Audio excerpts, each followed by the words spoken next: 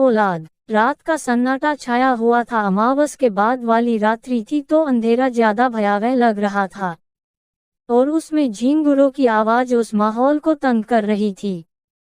शारदा अपने घर के वरांडे के पास बंधे झूले के पास बैठी हुई थी।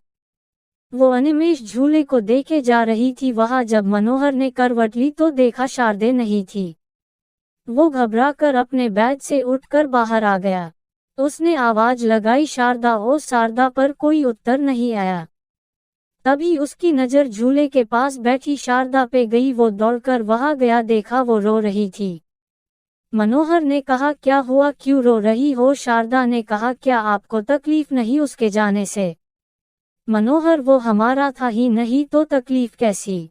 और तुम किसके लिए अपना जी जला रही हो? चलो, देर हो गई है, मुझे कल नौकरी करने भी जाना है। हम दोनों का पेट जो भरना है। शारदा ने अपने आंसुओं को पोंछा। वो अपने पति की ओर देखने लगी, फिर एक लंबी आह भरी और अपने कमरे में आके सो गई।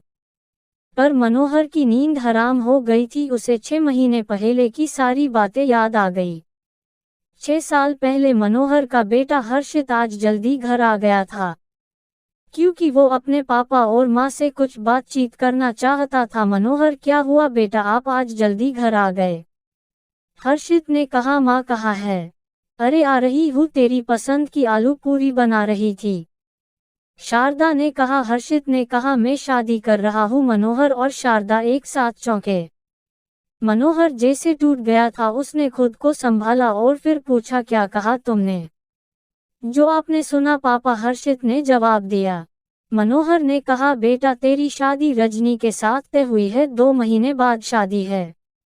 मैं समधी जी को क्या जवाब दूंगा और समाज में हमारी नाक कट जाएंगी, हुक्का पानी बंद कर देंगे सब हमारा। हर्षित, वाह पापा, आपको मेरी नहीं समाज की पड़ी है, क्या बात है? और वो जोर जोर से ताली बजाने लगा। शारदा ने कहा, पर बेटा सब कुछ तय होने के बाद उस लड़की से शादी कौन करेगा? हाय लगेगी हमें, उसने उदास होते हुए कहा। देखो माँ, आप हाँ कहो या ना, पर ये शादी होकर रहेगी। अब आप अपने बेटे के लिए क्या करते हो वो मैं देखना चाहता हूँ। दोनों ने अपने बेटे को बहुत मनाने की कोशिश की पर वो टस से मस नहीं हुआ। मनोहर ने अपने समधी जी को कॉल किया, सारी बात बताए। वो भी बेटी के बाप थे। सब कुछ तय होने के बाद कोई शादी को फोक करे, वो कैसे चलाते? बहुत कहा सुनी हुई मनोहर ने अपनी पगड़ी उतार कर सबके सामने रखी, माफी मांगकर मुआवजा भरा। पर सारे समाज में थू थू हो गई थी। पर उन्होंने अपना मन मना लिया कि जो किया वो अपने बेटे की खुशी के लिए किया। बेटा शादी करके बहू लाया। शुरुआत में सब कुछ अच्छा रहा, पर एक दिन हर्षित आया और मनोहर को कहा, पापा मैं शहर जा रहा हूँ नीति के साथ। पर बेटा यहाँ तेरी जॉब तो अच्छी। मनोहर ने कहा। हर्षित ने कहा, पापा वहाँ जाके मैं बिजनेस करना चाहता हूँ। सब सेट होने के बाद आप लोगों को बुला लूंगा। शारदा और मनोहर ने भारी मन से उन्हें विदा किया। शुरुआत में रोज फोन आता था, फिर 2 दिन, फिर वीक में एक बार, फिर महीने में एक बार, और अब फोन आना ही बंद हो गए थे।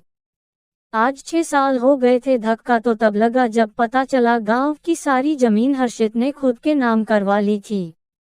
जिस बेटी की खातिर इतना कुछ किया वो उन्हें बुढ़ापे में अकेला छोड़कर चला गया था। मनोहर ने अपने आंसुओं को रोका नहीं बहने दिए। तभी शारदा ने अपने पल्लू से मनोहर के आंसुओं को पोंछा। मनोहर ने कहा, तुम सोई नहीं? आप भी कहाँ सोए? मनोहर, हमारी परवरिश में शायद कोई कमी रही होगी, वरना ये। वो बोलते बोलते रुक गया। शारदा ने कहा, औलादे ऐसी होती है, ये पता होता तो मैं कभी माँ ही ना बनती। मनोहर ने उसे संभालते हुए कहा, कोई बात नहीं, जो हुआ वो हम बदल नहीं सकते और हमें किसी की जरूरत नहीं, हम दोनों एक दूसरे के लिए काफी है।